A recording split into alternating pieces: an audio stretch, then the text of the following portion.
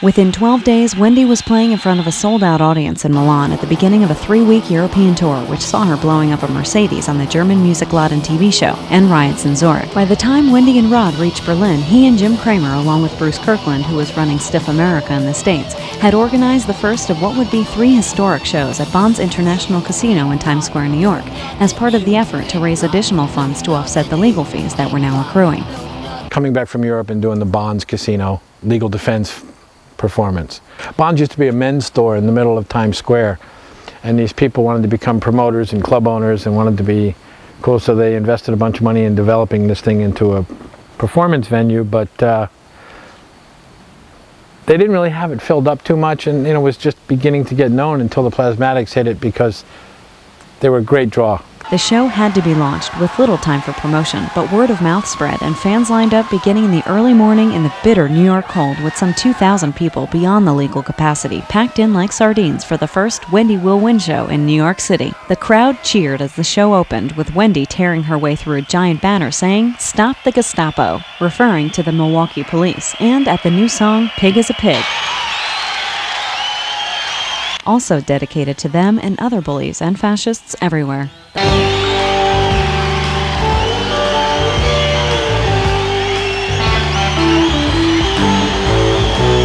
Now the song is dedicated to a special kind of person. That kind of person that's hiding under rocks and in closets, wherever you go. The audience was stunned when they first heard the country western intro to the song, wondering if the Queen of Punk, as Wendy had come to be called, as well as the Queen of Shock Rock, had gone redneck. Because a pig is a pig, and that's that.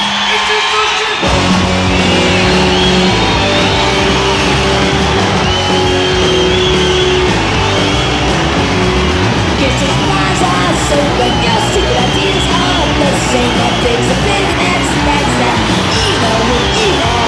A second album was long overdue, given how long it took to get the first one out, and given the huge financial burden of the Milwaukee and Cleveland trials, it was agreed by all that this one needed to be mean and lean, with no repeat of the Miller debacle, which had nearly torpedoed the group in its infancy. Bruce Kirkland agreed to put up the funds for the album, providing Rod produce, and the final record was done in a matter of weeks for less than a quarter of the cost of the previous one. Rod had proposed the title Beyond the Valley of 1984, and the tour, in 1981, became the 1984 World Tour. In between touring drummers, Alice Cooper's drummer Neil Smith was brought in to do the drumming on the record, and the album, with its Orwellian and apocalyptic themes and songs such as Master Plan, Pig is a Pig, and Sex Junkie, was released just a few months later. At the same time, within weeks of Bonds, Wendy and the band were booked on the Tom Snyder Show, the late-night talk show that had just started booking music.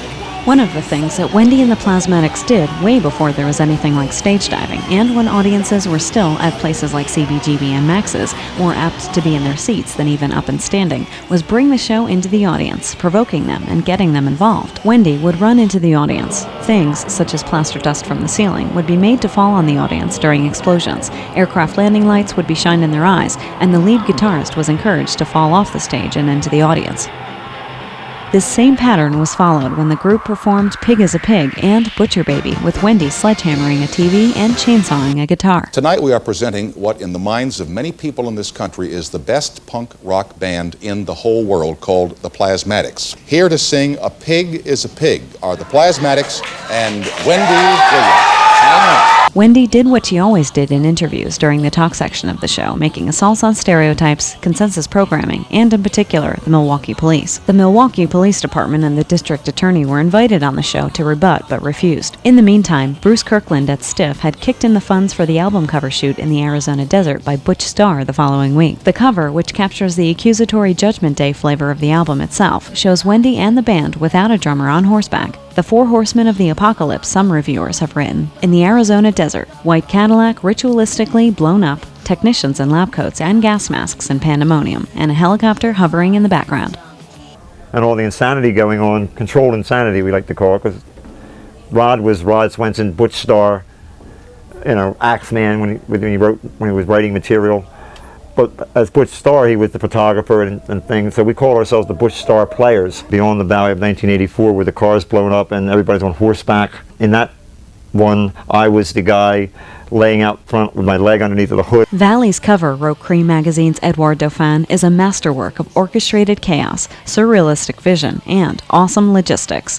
While the record inside, he wrote, draws a bead on a laundry list of sickies, sadists, culture vultures, and money clutchers, a definitive cry of outrage about those who would like to manipulate and control our patterns of thinking. Immediately upon returning to New York, Wendy had to go to Cleveland for her trial there, with the trial in Milwaukee, far the more serious of the two, still on the horizon. As the trial began, protesters demonstrating on Wendy's behalf, some of whom had come as far away as New York by bus, protested the arrest.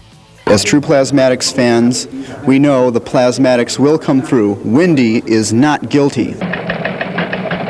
In Cleveland and Ohio, an obscenity trial is going on there. The trial is to determine if punk rock singer Wendy O. Williams violated Ohio's obscenity laws and allegedly appearing on stage wearing only pants and shaving cream. What did the punk rock singer have to say about the whole thing? Well, the lead singer of the group called the Plasmatics, who appeared in court wearing skin-tight red pants, heeled boots, and linked chain around her neck, said, quote, "I think what's going on here is obscene." At every opportunity, Wendy, citing Cleveland's high crime rate, especially rapes and murders, criticized the Cleveland's district attorney for flushing the taxpayers' money down the toilet because he is either afraid of the real criminals or paid off by the real criminals, she said. "This woman went too far," said the prosecutor to the jury. "You draw the line." After deliberations that went from one day to the next, the jury came back to a cheering courtroom with a not guilty verdict. They kept the sledgehammer, never returned it. She had a great chrome-plated sledgehammer, but they kept that as evidence. Touring continued with news coverage, controversy, and various attempts to limit, intimidate, and cancel shows in town after town, some of which succeeded. Lance Evans from the Scranton, Pennsylvania Sunday Times expressed it clearly in his cover article, writing, "When the Plasmatics were booked to come to town Saturday night, there were two chief fears.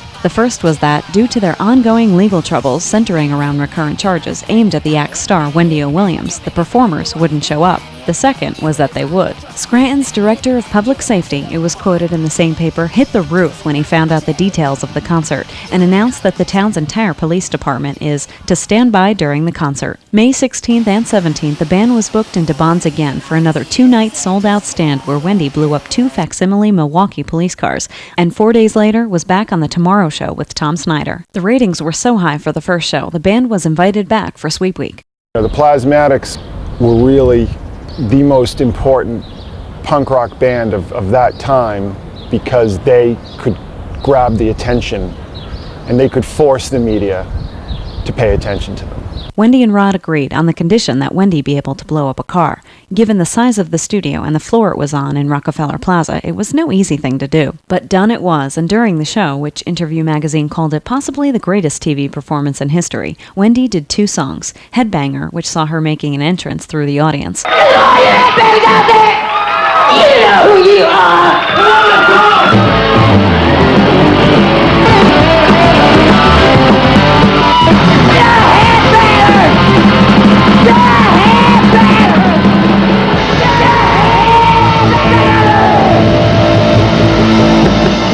And Master Plan, where she blew up the car.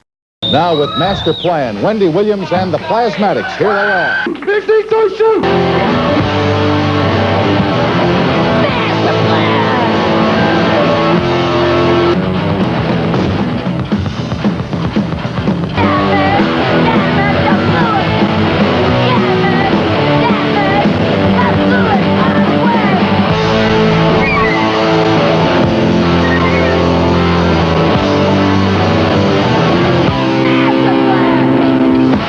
During the interview portion of the show, prior to the car demolition, Wendy told Tom, "We're out to undermine the status quo and give the ultimate fuck you to society." The censors agreed to let Wendy write "fornicate the status quo" instead of the usual "fuck the status quo" on the car before blowing it up. We explained to them very carefully that this was very well rehearsed, very prepared, car effect. It wasn't an explosion. Don't ever talk to people about it being... We're not blowing up a car, we're doing a car effect. But generally speaking, after the first time around, people knew what we were going to do. Like Tom Snyder show, we had like this meeting and they wanted to know, what are you going to do, how are you going to do this? And Rod and I kind of talked about it at the time, and I thought that usually I went with him. I always felt like my lifeline, if I would do the talking so as he could keep an eye on shit and just throw in what he needed to make sure it went the way it was supposed to when I went wandering off on some tangent. And it was like the producer, Tom Snyder, the fire marshal, the censor for NBC, you know, the guy who sweeps up on that NBC set, you know. Anybody who gave two shits about this thing was there to know, so what are you going to do? What are you guys up to? We did the cabinet effect. We did the chainsaw effect. Everything was like, we were simulating chainsawing a guitar in half. How do you simulate? We chainsawed a guitar in half. What was simulated was us saying that we weren't doing, you know. But anyway, somehow nobody noticed. And, you know, we went in and blew shit up. Or did the explosion effect.